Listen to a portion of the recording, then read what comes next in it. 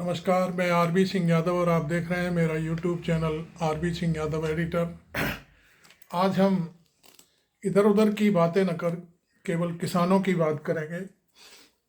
किसान किस हाल में है, क्यों है, किसी को इसकी परवाह नहीं है। आज मैं अधिकृत रूप से हरियाणा विधानसभा के अंदर बहरोड़ के विधायक हैं, उनके द्वारा जो बातें उठाई गई हैं उन पर मैं चर्चा करूंगा और उनको सुनाऊंगा कि उन्होंने क्या कहा है, विधानसभा में क्या चीज़ें सामने ला के रखी हैं, जिनसे मैं समझता हूं आप लोगों को भी कुछ सबक लेना चाहिए और किसानों के बारे में सोचना चाहिए कि किसान आखिरकार इतना गिरा हुआ क्यों भारत में समझा जाता है। सबसे बड़ी बात आईएएस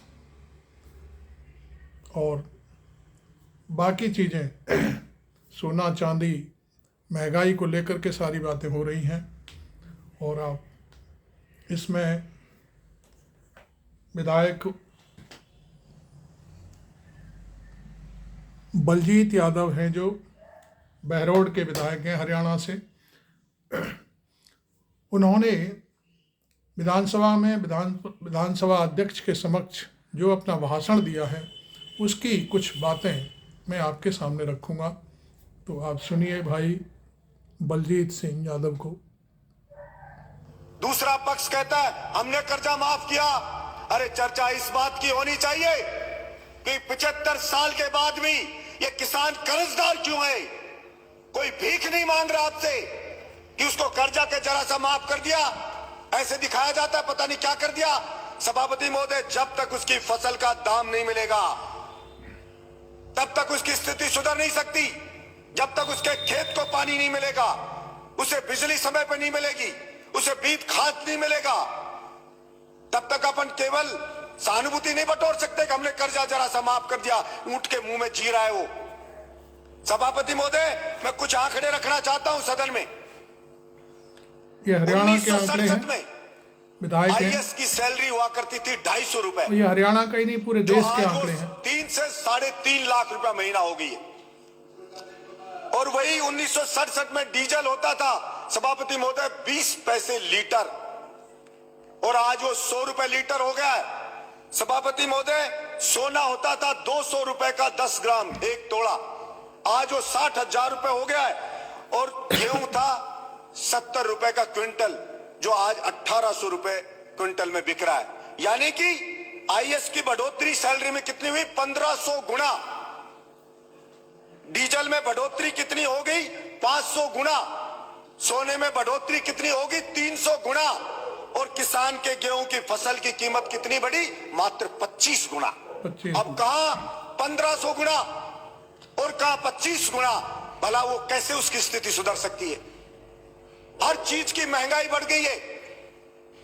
कृषि के उपकरण है, उनकी महंगाई बढ़ गई है, लेकिन उसकी फसल को नहीं खरीदती सरकारें। अब गेहूं पे 10% बढ़ाई है, 200 ये कह दिया 2110 रुपए। सभापति महोदय, हमारे मंत्री जी हैं, खुद किसान हैं, वो जानते हैं कि खर्चा गेहूं पे 1 बीघा का खर्चा किसान का आता है 1800 रुपया बीघा पे आता है। 18 जैसे एक जो क्विंटल 18,000 रुपया 1 बीघा पे आता है। मात्र 10 क्विंटल के लगभग गेहूं पैदा होता है।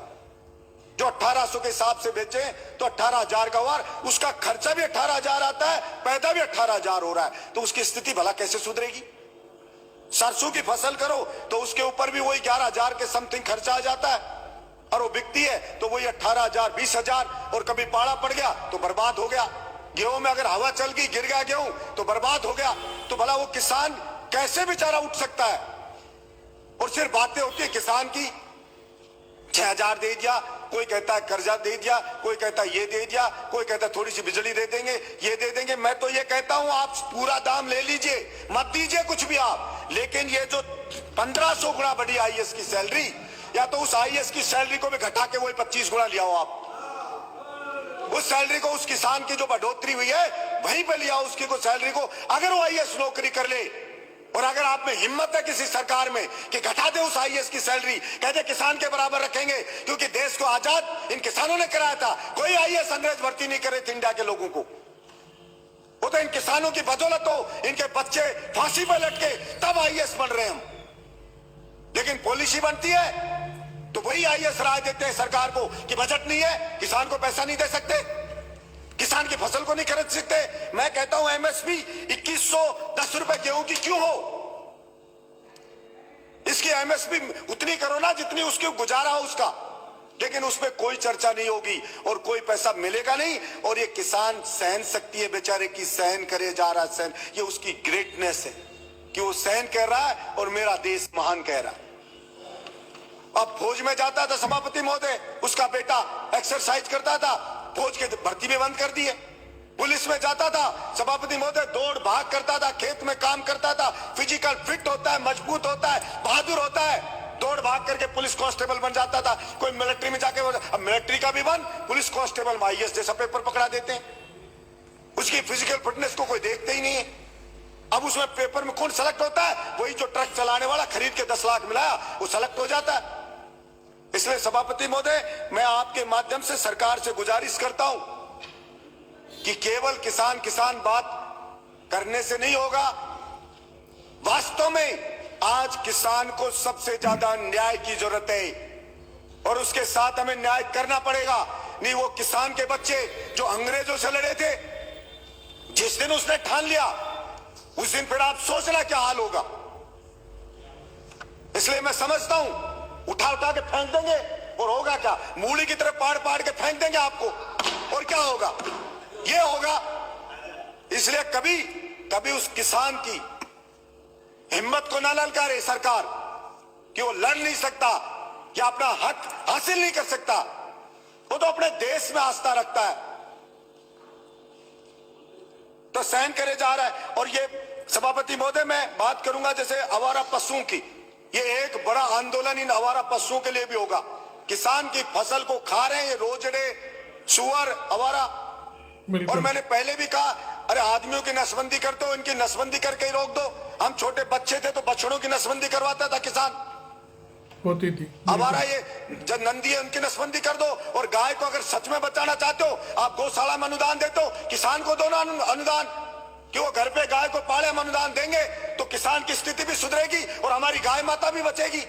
लेकिन किसान को तो देना नहीं चाहते, क्योंकि सब जानते हैं अगर उसके पास, अगर उसकी रोटी पेट में आ गई, उसको थोड़ा जीने का मिल गया तो सोचने लग जाएगा वो कि कौन क्या कर रहा है। वो आईएएस हजारों करोड़ रुपए खा रहे, फिर भी 1500 गुना सैलरी बढ़ा रहे हो।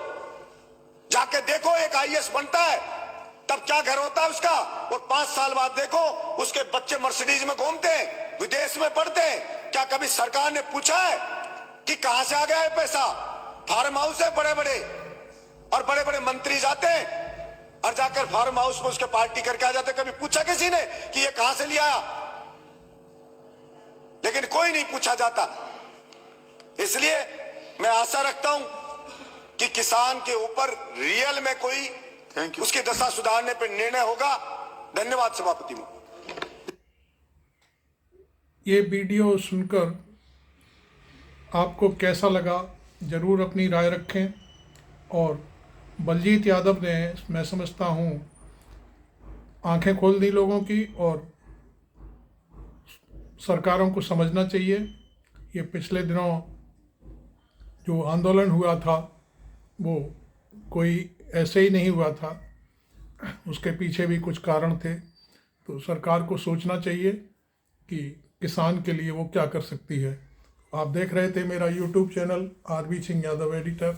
आप मेरे चैनल को सब्सक्राइब करें, लाइक करें, और बहरोड़ के विधायक बलजीत सिंह यादव को बधाई ज़रूर दें, जिन्होंने इस तरह की जो बातें रखी विधानसभा में और सरकारों को चेताया।